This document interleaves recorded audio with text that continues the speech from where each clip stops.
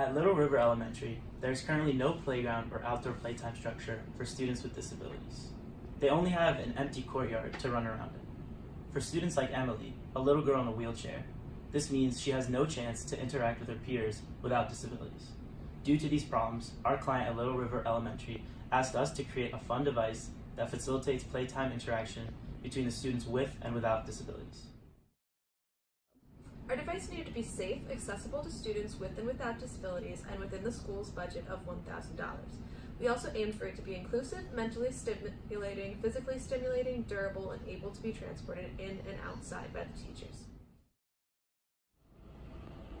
Our final design consists of 2 plywood wooden panels that are each 4 by 3 feet. We chose these dimensions so that the panels would be able to fit through the school's doorways. Each panel has 2 faces, both of which carry multiple activities. The panels were built with 4 2x4s, each 32 inches long, sandwiched between plywood panels.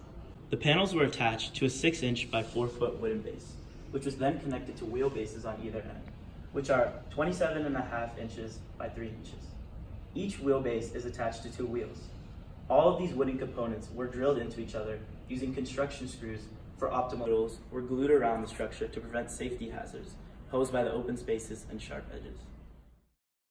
We built 2 independent 2-sided panels. We decided to build the panels like the stud walls in houses because we wanted them to be extremely stable and resistant to the forces kids act on them while playing. We chose to use locking wheels because these would allow the structure to remain stable and secured in place while in use, but portable when being moved from inside to outside. The 4 wheels on each panel give the structure a large degree of motion for turning through hallways and doorways. We organized the activities across the panels by theme. This is the musical side of the first panel. It features 2 drums and 2 xylophones. The 2 drums were made out of plastic buckets cut by a Dremel.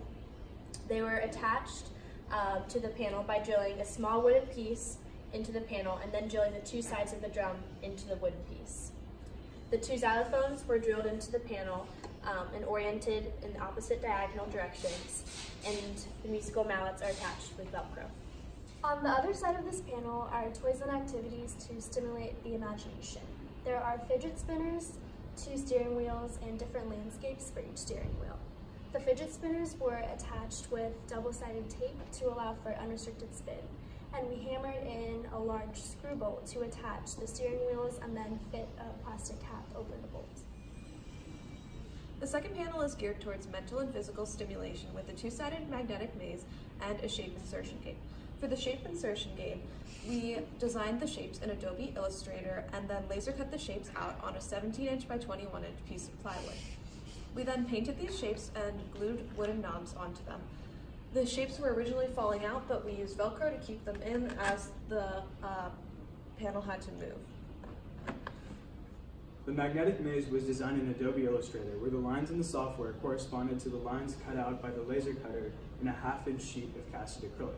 It was then sandwiched between 2 1/8-inch sheets of acrylic and glued with acrylic glue. We originally planned to place magnetic balls inside the maze, but we found that they would stick together and not move through the maze easily. To solve this, we used non-magnetic balls which wouldn't stick to each other, but could still be controlled by the magnetic wand. The maze was attached to the frame with a combination of double wide corner braces and flat corner braces. On the other side of this panel is an etch and sketch and more fidget spinners, which provides artistic and tactile stimulation for the students. These were attached with double-sided tape. We intentionally arranged the different activities so that they would be easily accessible to both the average preschooler and Emily at the height of her wheelchair. We also have space for multiple kids on each panel. The activities were selected and designed to stimulate auditory, visual, and tactile senses.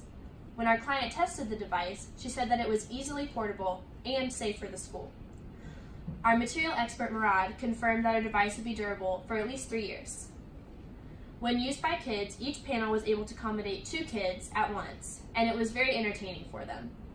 All our raw materials cost $432, so we were well within our budget. Unfortunately, due to inclement weather, Little River Elementary shut down for several days, and we were unable to bring in the final product. We still need to conduct further testing of entertainment and stimulation, So we're in the process of scheduling a time next semester when we can deliver both panels and the target population can finally use our device. Overall, we found it very rewarding to come up with a concrete solution for such an open-ended problem, and we're really happy we could reimagine playtime for these children.